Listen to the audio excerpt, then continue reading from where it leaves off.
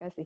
Nah, jadi hari ini foreign tercatat net buy tadi 789,72 M, di mana indeks regional rata-rata masih terkoreksi ya, dengan Dow Jones tercatat minus 1,29%, kemudian Nasdaq tercatat minus 1,32%, dan S&P 500 tercatat minus 1,23%. Nah, di sini indeks kita ya balik lagi ke IHSG ya, tadi belum sempat dibaca. Indeks hari ini rata-rata semua sektor menguat, terutama di indeks properti, industri, dan tekno.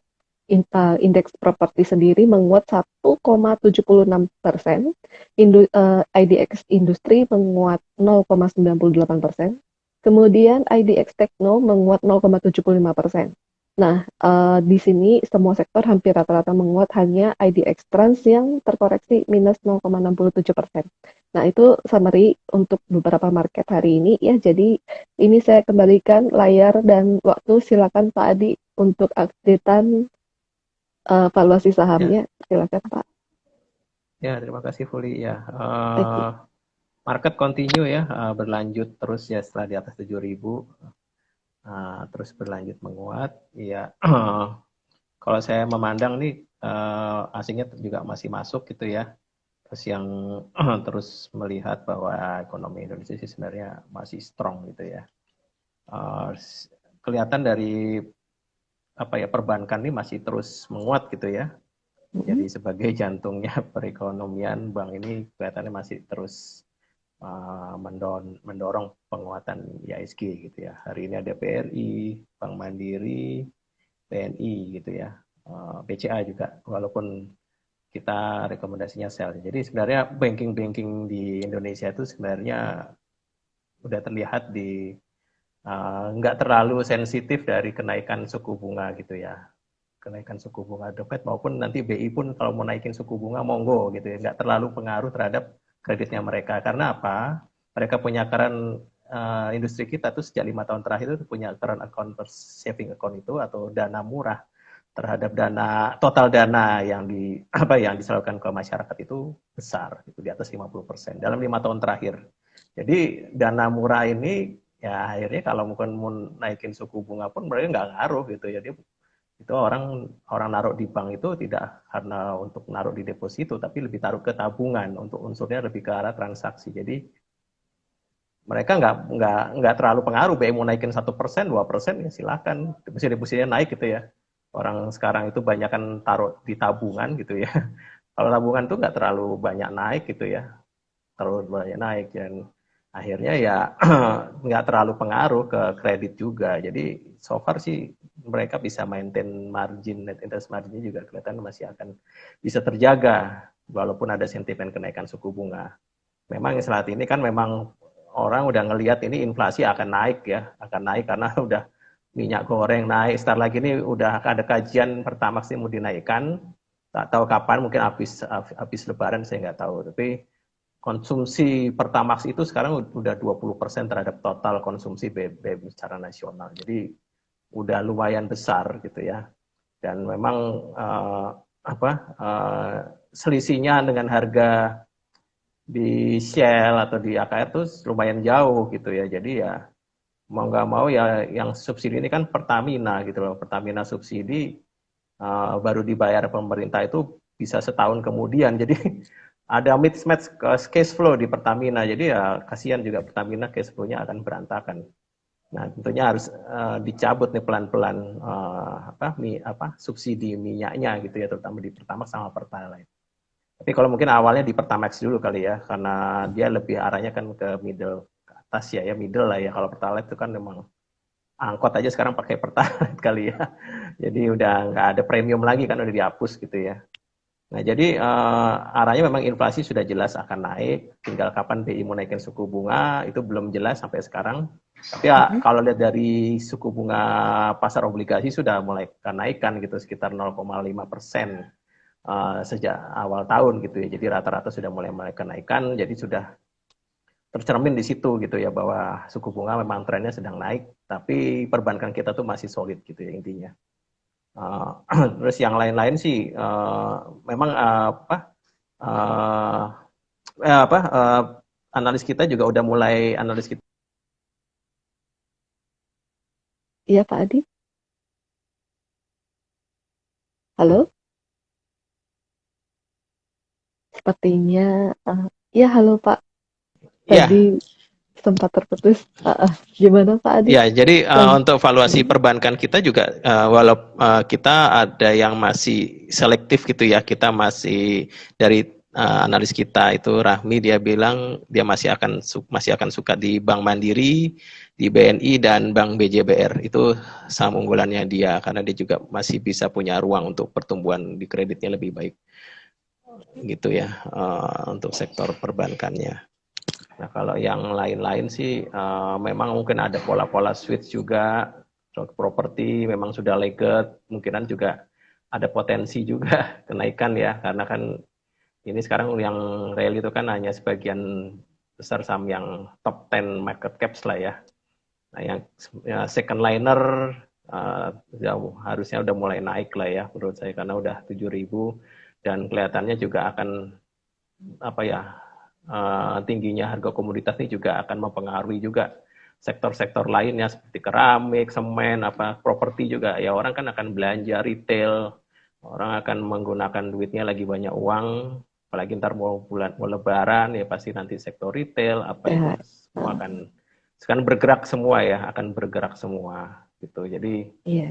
mungkin ada pola switching juga ke apa ke sektor second liner sama third liner. Ya, mungkin view saya kelihatannya masih positif ini untuk market ya. Memang target untuk tim riset kita kan 7.500 akhir tahun gitu.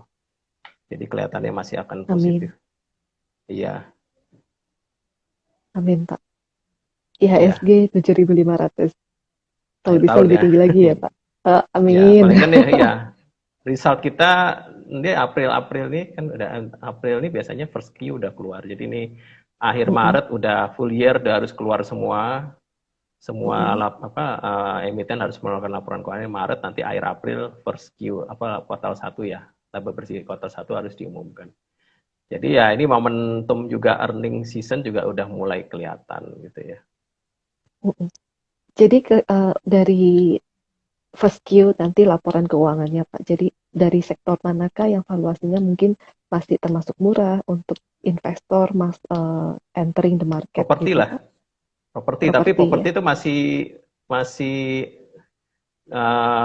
orang ngelihatnya masih marketing salesnya kan masih belum tercermin di labanya. Jadi masih lagged. Jadi orang nanti mungkin akan mulai ya kan sekarang udah mulai rally tapi mungkin belum terlalu optimum ya karena kan Mm-mm. marketing salesnya belum optimum gitu ya tercermin di laba di laporan keuangannya. Jadi saya rasa nanti baru mungkin akhir tahun kali ya mulai kelihatan marketing apa tercermin di labanya. Properti masih lagged, semen tuh juga udah mulai naikin harga jual loh. Jadi saya rasa semen juga akan masih lagged. Nanti mungkin kuartal 3 4 udah mulai bagus ya karena kan dia udah naikin harga jualnya. Oke. Semen udah dalam banget itu udah 5 tahun 2000 berapa ya terendahnya itu semen. Harga apa saham semen ya, bukan Heeh. Sektor bukan semen. Heeh. semennya ya. Iya, kalau Semenan harga lah semen juga udah gitu. naik tuh. Iya, Heeh. udah sekitar naik 10-12% kalau saya lihat di pasar gitu ya. Harga semen. Oke. Jadi ya harusnya naik juga tuh semen tuh menurut saya.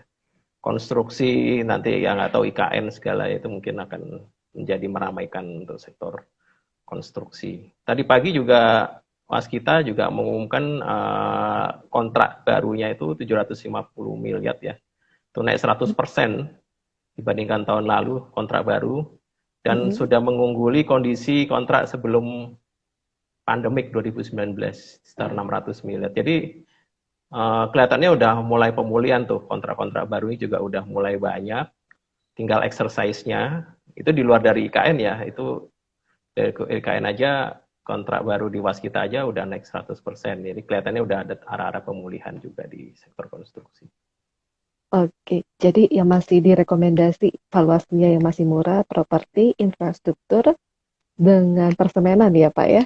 Kalau misalnya Iya, konsumer kalau saya Pak, lihat masih lagged ya. Consumer Belum lihat karena saya ngelihat khawatir satu harga gandum udah masih tinggi ya, jadi belum ada tuh Mm-mm. jagung, gandum apa semua yang pangan ini kan udah masih Mm-mm. tinggi gitu ya, gula, kedelai, jadi semua harga pangan ini sudah mulai naik. Saya khawatir mereka akan pass onnya tuh terlambat, jadi like butuh waktu lah ya untuk pass on itu ya. Karena kan ya nggak bisa langsung pass on ketika kalau pass on nanti apa ya, karena persaingan juga ya di bisnis konsumer itu kan persaingannya ketat. Jadi Mm-mm. khawatir nanti market share-nya diambil gitu ya. Apalagi kok yang non listed itu kadang-kadang bisa mereka bisa banting harga, bisa nggak apa-apa lah marginnya kecil, orang kita non listed kan nggak kelihatan kan profitnya. Itu yang Iya. mungkin mereka mungkin akan short term-nya akan pain dulu nih marginnya. Oke, kalau begitu. Kemudian Pak, ada pertanyaan. Untuk perbankan, ini masih tadi rekomendasinya jual ya Pak ya, sell on strength berarti. Nah, untuk Oh BCA ini enggak, ada berita. BCA yang kita sell ya. Cuman BCA aja sih, Heeh, yang lainnya yang hold cuman dua. Jadi kita yang sell heeh, memang BCA, heeh. yang hold itu BRI sama BTN. Yang lainnya baik Bank Mandiri, BNI, BJB. BCB, Sama lagi oke. sebenarnya yang nggak kita cover, saya suka Bank Niaga. Jadi Bank Niaga tuh dividen play juga loh. Itu dia tahun lalu bagikan dividen 60% loh. Kelihatannya tahun ini Heeh. akan bagikan sama. Dan profitnya naik 100% loh tahun ini. Jadi ya orang pasti akan lihat tanggal 8 April nanti akan RUPS bagi dividen. Jadi mungkin akan bisa rally juga tuh Bank Niaga. Heeh. Oke, thank you Pak. Berarti ini BCA dalam waktu dekat 2 hari ke depan mau membagikan dividen juga nih. Apakah rekomend untuk hold atau langsung sell? Sebenarnya sell itu bukan karena jelek ya. Jadi Ya, analis kita ngelihat tuh BCA itu cukup tinggi. uh, return equity-nya, jadi Hmm. berdasarkan valuasinya itu kemahalan dibandingkan yang lainnya. Jadi udah rally duluan karena memang dia juga sebenarnya kan dia bisa bank yang bisa neken cost paling rendah, terus kredit NPL-nya juga, kredit macet juga paling rendah. Jadi orang menghargai premium, tapi analis kita Ya. melihat ini premiumnya kejauhan gitu dibandingkan bank-bank yang lain. Jadi nggak masuk lah harga segini gitu ya. Intinya gitu ya, nggak masuk lah harga segini. Par value-nya tuh harusnya di target price-nya di 6.400. Jadi harga segini ketinggian gitu ya. Bukan karena jelek Mhm. ya, bukan karena jelek. Tapi memang Bukan karena premium kinerjanya ya Pak buruk, ya. tapi karena valuasinya kemahalan. Jadi spread Oke. antara valuasi saham-saham perbankan dengan BCA itu jauh. Intinya sih itu. Eh, Yang lain sih mm, BRI juga sebenarnya juga agak udah mulai price in ya, jadi sudah rally mm. duluan setelah reg issue. Dia ada concern di apa funding itu aja ya, dia punya apa kalau nggak salah fundingnya juga terbatas ya, jadi nggak bisa ngebut pertumbuhan kreditnya. Oke.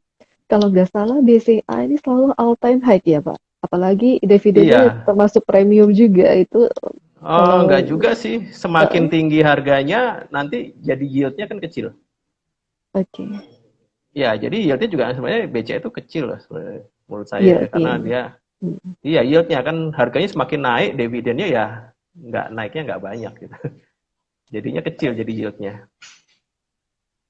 Oke. Kalau untuk BJTM Pak dan BJB Bang Jabar, Jawa baik Timur BJBR kita dan nggak cover. BJTM. Ya Oke. kalau BJBR Bang Jatem kita nggak cover, tapi Bank BJBR itu kita masih rekomendasi buy, termasuk saham unggulan juga karena dia memang segmennya kan dia jual apa ya, kreditnya tuh ke market yang captive ya, jadi udah itu aja gitu, dia ke pensiunan gitu, jadi kasih kredit yang apa marketnya udah ada gitu ya, yang Mm. terbatas dan loyal, NPL-nya rendah, pertumbuhan kreditnya bagus, dan valuasinya masih di bawah 1 kali. Jadi kita masih rekomendasi untuk Bank Jabar. Oke, kalau gitu. Thank you Pak Adi. Jadi kalau yang masih direkomendasiin valuasinya masih oke untuk perbankan CIMB, Bank CIMB dan BJBR ya Pak ya? BJBR, Bank Mandiri, sama BNI. Itu target Oke, unggulannya ya. Kalau unggulannya. saya pribadi Termasuk Bank niaga Niaga ya? sih, karena Heeh. ya karena ini analis kita belum cover sih, tapi saya banyak tahu sih tentang Bank Niaga. Oke. Bank Niaga itu kodenya BNGA ya, teman-teman. Oke. Ya, Bank Eh, Niaga. oke.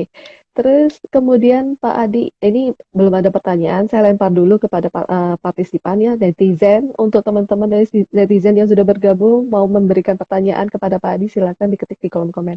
Nah, sambil menunggu Pak, saya kasih pertanyaan terakhir boleh ya Pak ya? Ini kalau Ya, tentang silakan. Bukalapak, tentang Bukalapak nih Pak, dalam seminggu terakhir ada penguatan nih, apalagi di sosial media gencar ya gitu. Oh, Bukalapak udah go 300 gitu, malah lebih dari 300. Dan ini ada berita-berita sentimen positif kalau Bukalapak mau eh, kerjasama startup dan lain sebagainya. Itu ada pandangannya, silakan Pak. Untuk Bukalapak gimana?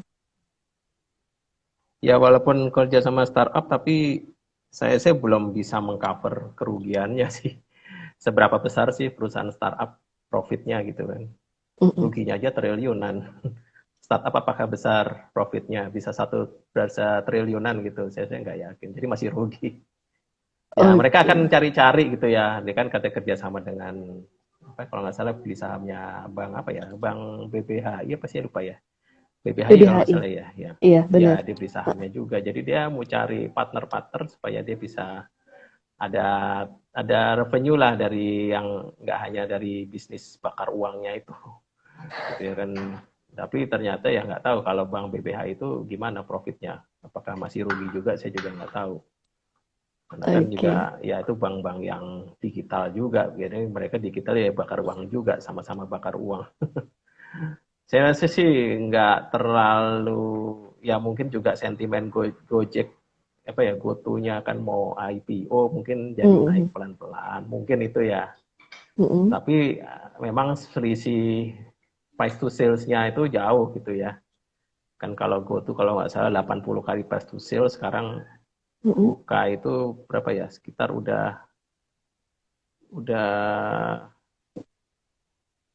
mungkin 20 kali ya apa 15 kali price to sales-nya udah turun dalam memang sih. Mm-mm. Iya. Jadi ya mungkin itu selisih antara GoTo sama Bukalapak itu valuasinya kejauhan. Ini Mm-mm. dengan asumsi Bukalapaknya itu laku gitu ya dengan price to sales sebesar itu gitu. Jadi mungkin itu nggak tahu kejauhan nih selisih Bukalapak sama GoTo gitu ya. Oke, jadi untuk perbandingan Bukalapak dan GoTo-nya, menurut Pak Adi itu masih bagus GoTo atau Bukalapak yang sama-sama bakar uang gitu, Pak? Aduh, kalau saya bisnis bakar uang ini kan sebenarnya lebih bisnis yang lebih ke strategic investor yang siap-siap untuk terus suntik duit. Misalkan rek issue terus ya tiap tahun harus siap suntik duit gitu ya. Harus ada Mm-mm. dana cadangan untuk suntik duit. Kan ini namanya bakar uang. Tiap tahun pasti rugi terus.